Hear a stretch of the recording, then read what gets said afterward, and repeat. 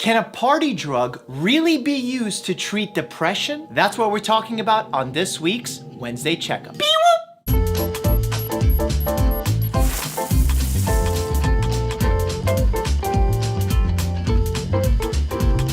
I want to talk to you guys about last week's keto video. I know many of you dropped into the comment section that you wanted me to watch some video about a one-star hospital where someone went to get their ringworm treated, and you wanted me to react to that video. I started my reaction to that video and I had to stop it because I didn't think there was enough useful information. Let's just say it didn't have enough educational value for me to continue and give you my honest feedback on it. I respect all creators out there that are trying to do their own thing, but this channel is about having a good time and learning something in the process, and I don't think we could have used that video for that purpose.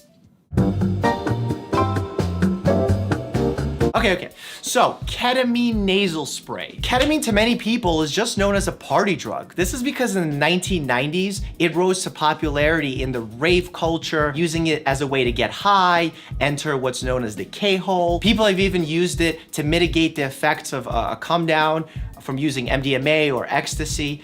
But ketamine actually has legitimate medical uses. We've been using it for some time now as an anesthetic, as a way to control pain, as a way to maintain anesthesia. Veterinarians also use ketamine to do the same with animals. But recently, headlines have been made where ketamine may be soon approved by the FDA as a way to treat depression. Before everybody gets very excited and starts saying, wow, we're gonna be using a party drug for depression, how is that beneficial? Or should I stop taking my medications that my doctor prescribed me and ask about this?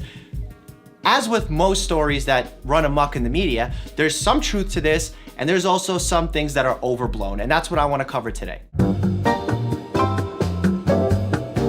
Within the last 10 or 20 years, there's been mounting anecdotal evidence that ketamine can be used as a treatment for depression. Basically, stories or case reports or case studies from doctors successfully using ketamine as a way to treat depression. Based on this successful anecdotal evidence, Johnson & Johnson has actually pursued clinical trials to find out whether or not ketamine can successfully be used to treat depression. And what we're finding is that in cases where we have a very, very specific subtype of depression, treatment-resistant depression, which means that traditional medications that we have a lot of success with don't work on this patient.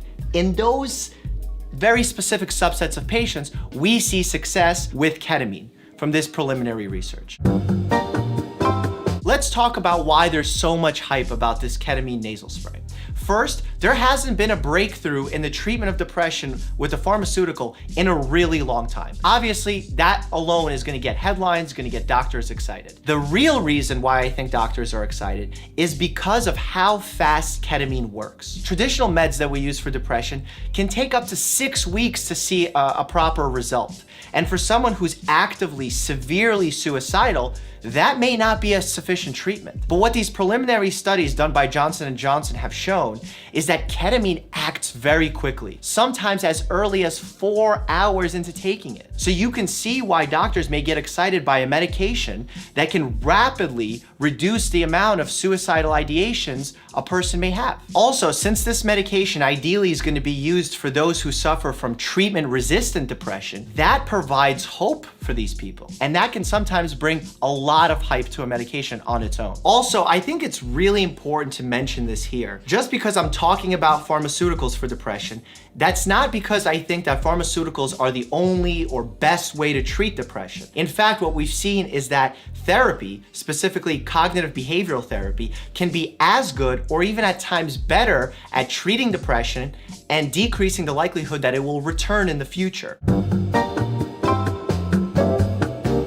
I think it's important to sort of touch on the subject of the overprescription of antidepressant medications, because I do think that's a problem. And folks are quick to blame doctors and pharmaceutical companies for pushing the medications. And while I do think that pharmaceutical companies with their direct-to-consumer advertising, which I'm not a fan of, are certainly part of the problem, doctors sometimes can be part of the problem because they may not be totally educated on the risks, benefits, the timing schedules. But there's also this other side that's not discussed enough, where patients are directly requesting a quick solution in terms of a medication to solve their problem, despite a doctor's initial recommendations. And two, the lack of access to quality mental health professionals is truly disturbing within our healthcare system. Sometimes I meet a patient and I think they're gonna be perfect candidate for cognitive behavioral therapy. I think that medications are not ideal in their given scenario. But when they go and try and make an appointment with either a therapist, a counselor, a psychiatrist, psychologist, whatever it is, they have so many barriers that they need to go through. They need to call 10 different doctors, see who's taking new patients, whether they need to pay a huge deductible.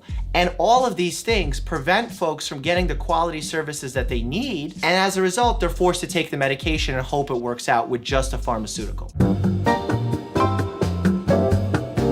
My bottom line when it comes to this new intranasal spray, I want to make sure that the quality studies here are concluded. We get a medication quickly and safely to those who need it, especially if you're actively suicidal, you're receiving treatment for depression and it's not working, and you finally have hope that there's this other medication on the horizon.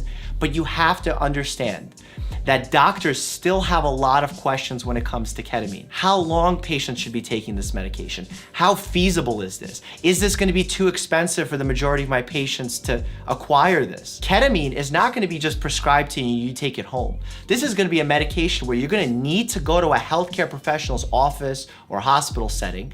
They're gonna administer it to you once a week, and then you keep coming back for treatment as long as it's prescribed to you. This alone can be a barrier. Think about transportation, cost, all of these things. Yes, there's new hope, but there's also a responsibility that both Johnson & Johnson and doctors like myself have to you as a patient in order to make sure that I'm giving you a medication that has more benefits than harms, that it's well studied. I know how to dose it properly. I know what adverse effects exist. I know how to change the therapy. All of these things don't quite have the answers just yet, but I remain optimistic. I remain hopeful that we can find out these answers, find the perfect instance when this medication can be used, and as a result, we can get patients who are suffering some proper help. On a lighter note, if you haven't watched my 30 Days of Keto video, click here. And as always, stay happy and healthy.